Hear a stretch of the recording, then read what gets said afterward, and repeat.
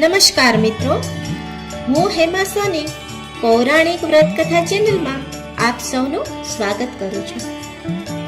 આપણી પ્રાચીન હિન્દુ સંસ્કૃતિ મુજબ હિન્દુ મહિનામાં ચૈત્ર માસથી નવું વર્ષ શરૂ થાય છે. તો ચૈત્રથી ફાગણ મહિના સુધી એટલે કે 12 મહિનામાં 24 અગિયારસ આવે છે. એટલે કે એક મહિનામાં 2 અગિયારસ આવે છે. અને આ અગિયારસનું ધાર્મિક મહત્વ તો છે જ, સાથે સાથે તેની પાછળ વિજ્ઞાન પણ કામ કરે છે.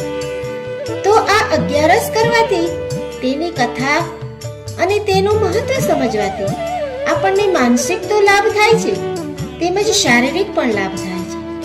તો ભક્તજનો, જો આ કથા સાંભળવામાં અને તેનું મહત્વ સમજવામાં આપણને મજા આવે તો આ ચેનલને જરૂરથી લાઈક, શેર અને સબસ્ક્રાઇબ કરશો.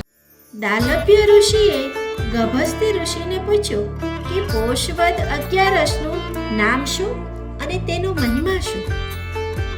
ત્યારે દાલભ્ય ઋષિએ જણાવ્યું કે મૃત્યુલોકમાં ઘણા બ્રહ્મ હત્યા, પરસ્ત્રીગમન, ચોરી, લૂંટ આદિ ઘણા પાપો કરે છે.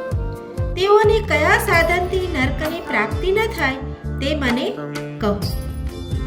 ગભસ્તી ઋષિ બોલ્યા, હે ઋષિદેવ, તમે ઉત્તમ પ્રકારની વાત પૂછી છે. આ અગાઉ બ્રહ્મા, વિષ્ણુ અને ઇન્દ્રાદિક દેવતાઓએ પણ કોઈને કહ્યું નથી. એ હું તમને કહું છું, તો તેની વિધિ સાંભળો. પોષ વદ અગિયારસને ષટતિલા એકાદશી તરીકે ઓળખવામાં આવે છે. આ અગિયારસે સ્નાન કરી ભગવાન વિષ્ણુનું પૂજન કરો.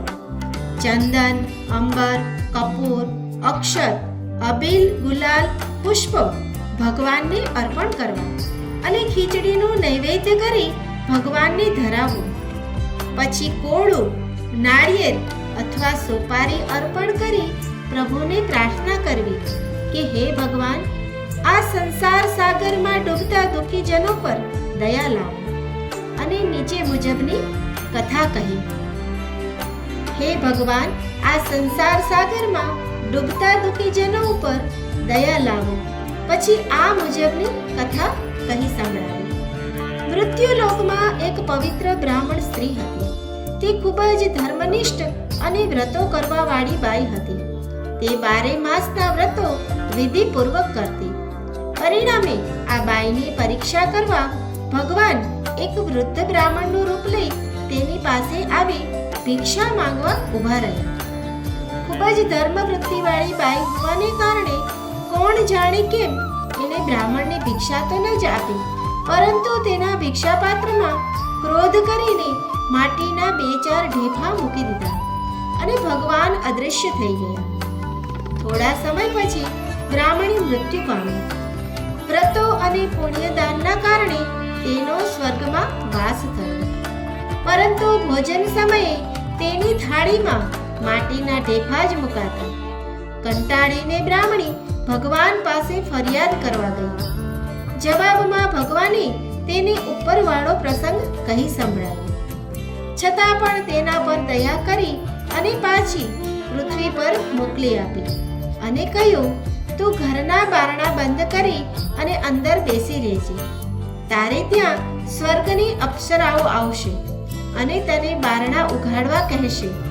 તો તું કહેજે કે તમે મને ષટતિલા એકાદશીનું પુણ્ય આપો તો જ બારણા ઉઘાડો. જ્યાં સુધી પુણ્ય ના આપે ત્યાં સુધી બારણા ઉઘાડવા નહીં.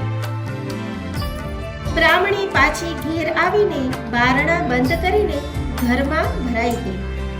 થોડી વારે અપ્સરાઓએ આવીને બૂમો પાડી કે બારણું ખોલો. પણ ડોશી કહે, જ્યાં સુધી તમે મને ષટતિલા અગિયારસનું પુણ્ય નહીં આપો ત્યાં સુધી હું દરવાજો નહીં ખોલું. એટલે દેવાંગનાઓ ચૂપ થઈ ગઈ. પરંતુ પરીક્ષા કરવા ખાતર એક અપ્સરા બોલી, હા, તમને એક એકાદશીનું પુણ્ય આપ્યું, હવે બારણું ઉઘાડો. દેવાંગનાએ જેવું પુણ્ય તે બ્રાહ્મણીને અર્પણ કર્યું તેવું જ તેણે બારણું ઉઘાડ્યું. પરંતુ આ શું? વૃદ્ધ બ્રાહ્મણીની જગ્યાએ સર્વ અપ્સરાઓને શરમાવે એવી દેવી રૂપવાળી આ દેવાંગના જાણે બેઠી છે.